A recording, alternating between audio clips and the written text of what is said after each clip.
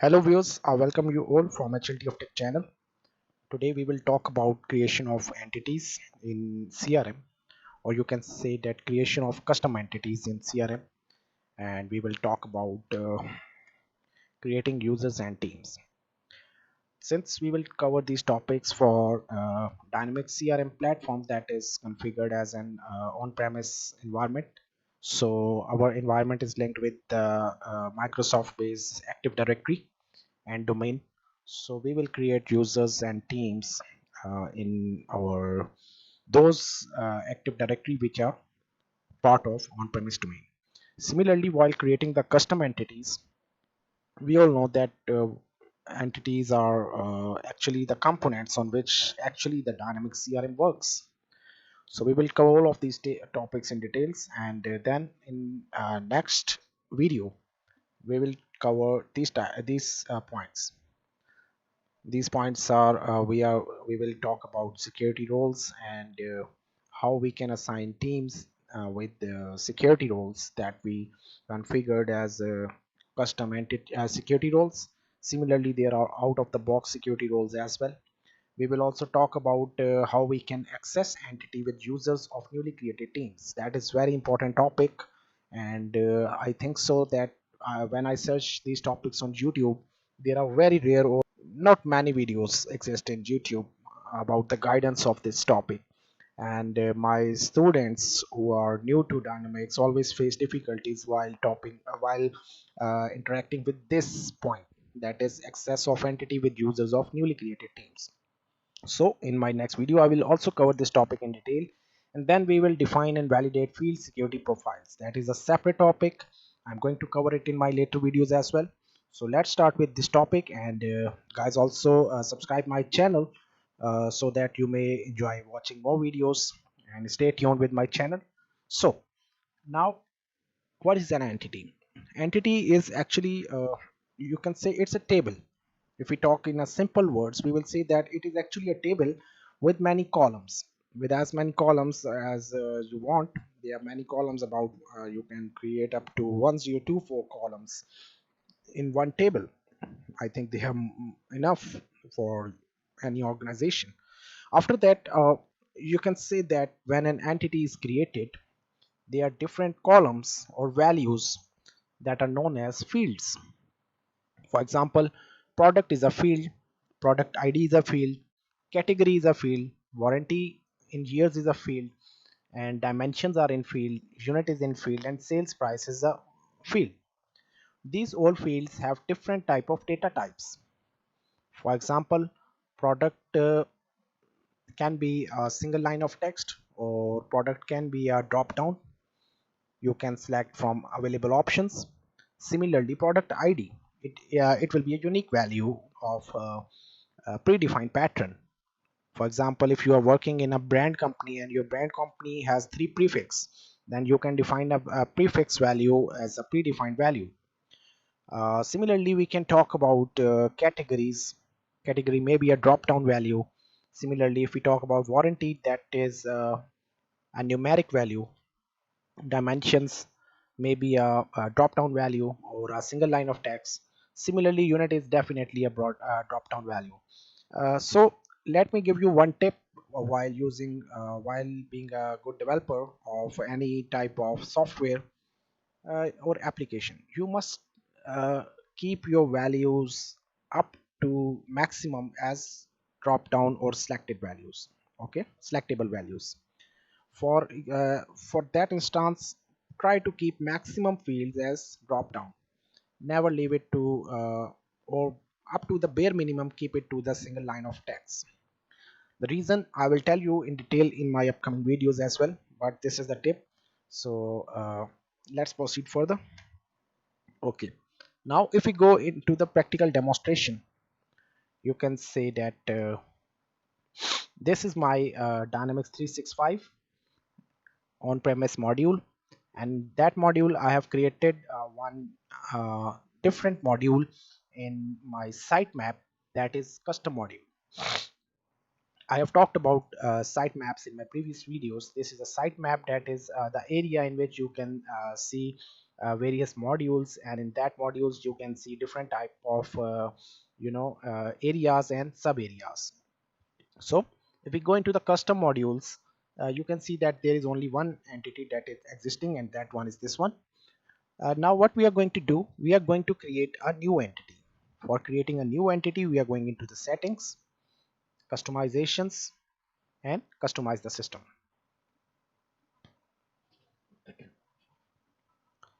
Here we will go into the entities, and in entities we will create a new entity.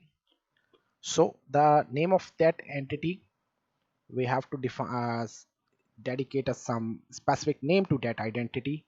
So for that purpose, I'm going to name it as understanding. I'm going to name it as product details.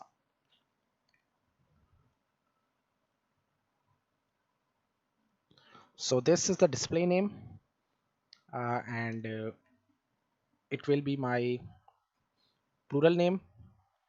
And if we talk about the ownership, the entity it belongs to either a user or team, or the entity belongs to either an organization. We say it as user or team owned entity, or we say it as organization owned entity. So if we talk about primary image, color, and description, okay, the area in which that entity will be displayed is a custom module entity. I want to display it in our custom module. And what type of processes we want, you can select it here. And now I will create on save. Yes, now you can see that the entity of the name product details has been created. If we go into the primary field, we will see that whenever we create an entity, a new one single line of text with a one field value is displayed. Okay, going to create the fields. Okay, whenever you create an entity, different types of fields are created by default. Okay, these are the fields that are created and being managed by CRM. If you want to add multiple fields here, you will click new. Okay, now if we go back into the detail of this entity, we have 1 2 3 4 5 6 7 fields that are to be created. So the first field we have already created, not we have created, it was created by default whenever we created an entity, and that was named as a name. So we will create a next entity that will be product ID. Field is business required. It means that without filling that field, you cannot fill the form or complete the transaction. I don't want that field to be searchable, or either if you want to make it searchable, you can move it to yes. Field security, no, we are not going to enable it. I will talk about field security in my upcoming videos very soon. That is a separate topic. Okay, it will be a product ID.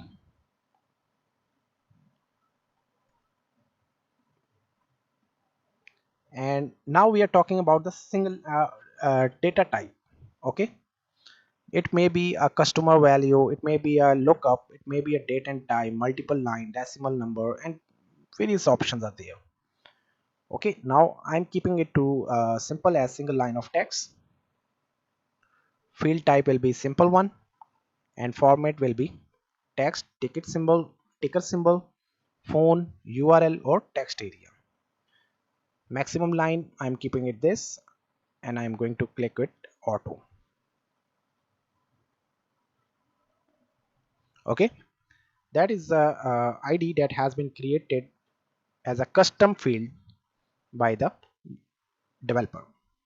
So similarly, we will create the field of category.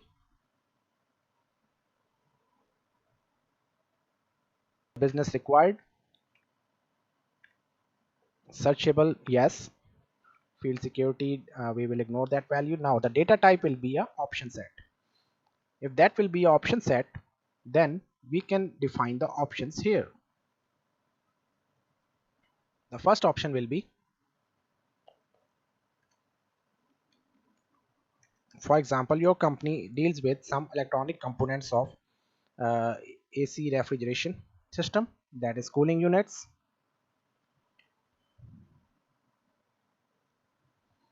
or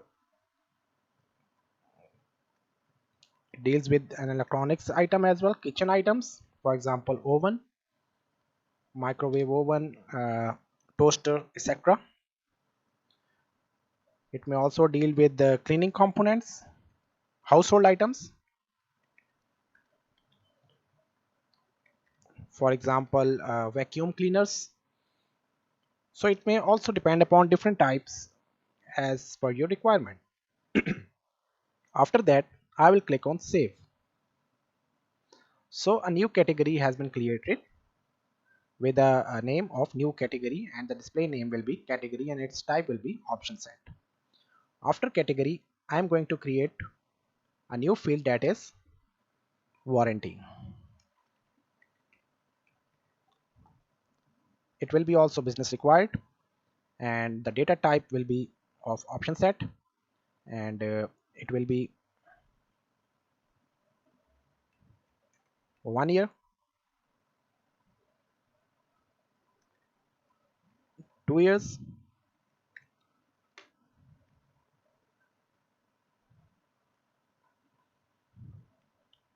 3 years, and you can specify as much values as you want in drop down option set. After this, I will click on save and close. Now the next value will be dimensions.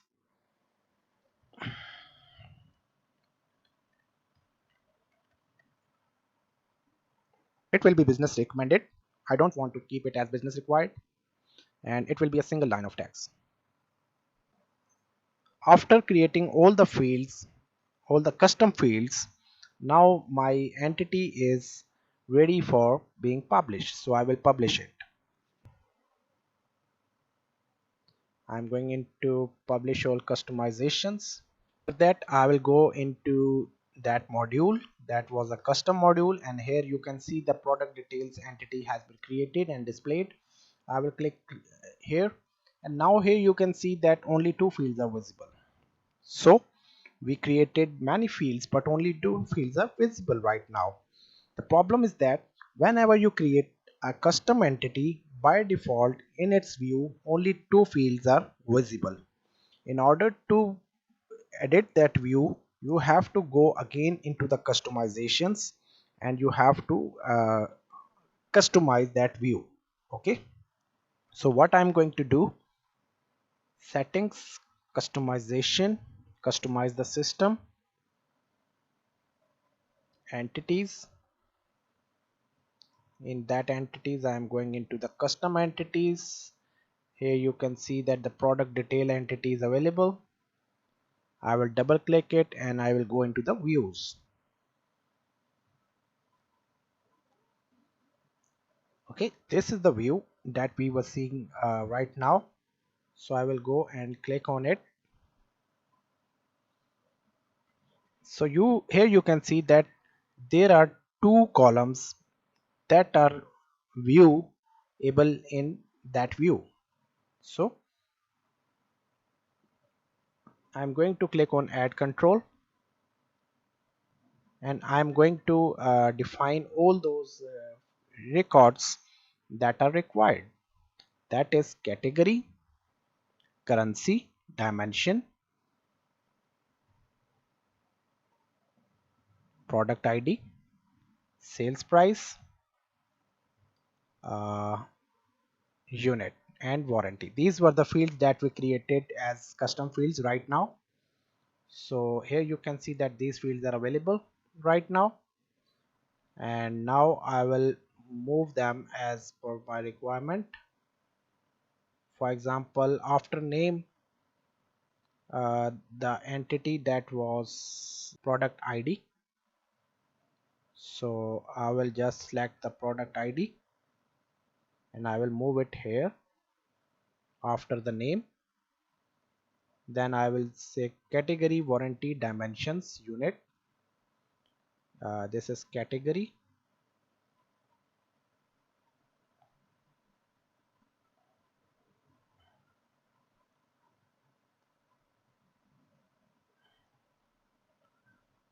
warranty,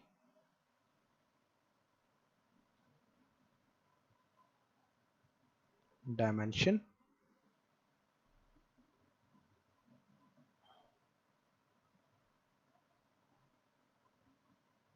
unit and sales price.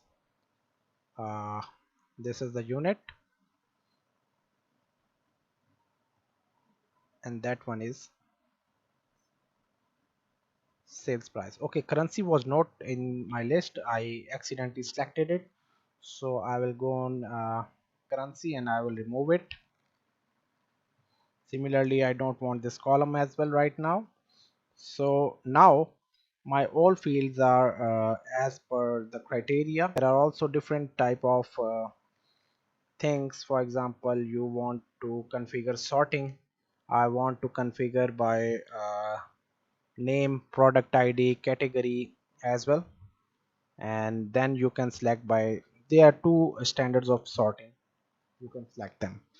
So right now I'm going to select it alphabetically, so I want to sort it by name and I'm going to click OK, and I will click on save. You can also select save and close, publish all customization, and after refreshing it you can see that now the views is changed to the pattern in which we defined that. Now the table has been created as we defined earlier with all the fields that were required, that is this one, this one, this one, this one, this one, this one. And now the sorting is by name, and you can say that there are multiple fields as well. Now the next part that we are going to cover is creating users and teams. We have already covered that part in our previous videos. I will describe the link in my description area as well. Right now I'm just going to give you the concept here. In my Active Directory here you can see that there is my company, and in this company I have created different organizational units, and in different types of organization units there are different users and user groups. So after creating these user groups in Active Directory, if I go back into CRM and go into settings, security and users, here you can see that all of the users that were defined in the uh, Active Directory are here right now. That is, for example, if we talk about HR manager, that is the part of the domain, that is HLTF, and that is his name. And these are different types of uh, teams in which it is a member, and simply there are also many other details of this unit. So if we talk about teams, there are different teams. Now I will create a new team, and that team name will be, okay, whenever a new product is to be defined, that will be defined by the team that is a part of this product management team, and the administrator of that team will be let's say I myself will be the administrator, so I will specify it as SP 19 admin. Team type will be owner or access team, and team members. Okay, after clicking on save, now I'm going to add team members here. So I'm going to define the team members as let's say I want my user RO1, sorry, and RO2, select, and I will add it. So these two users, let's say RO1 user 1 and RO1 user 2, that will be the part of my team. I will add them, and after adding them I will click close, and my new team, that is product management team, has been created successfully. To define the security roles, okay, we are going to define the security roles and assign teams with security roles about this security roles. We are going to cover a separate video. Just next video will be my the video of security roles. In that security role, we will assign this team that we have just created the role of that security role, and after that we will access that entity that we have just created with the user that is the part of that team in which we have affiliated with that security role. Okay, and after that we will define and validate field security profiles for different teams. That is a separate topic. I'm not going to cover it in my next video, but after 2 videos I will cover a separate video regarding the field security profiles. So all you have to do is to stay tuned with my channel, and for staying tuned, best practice is to subscribe my channel and like my video, as well as press on the bell icon, so that whenever I upload new videos frequently, new notification to you is automatically responded by the YouTube. Okay, I thank you all for watching this video.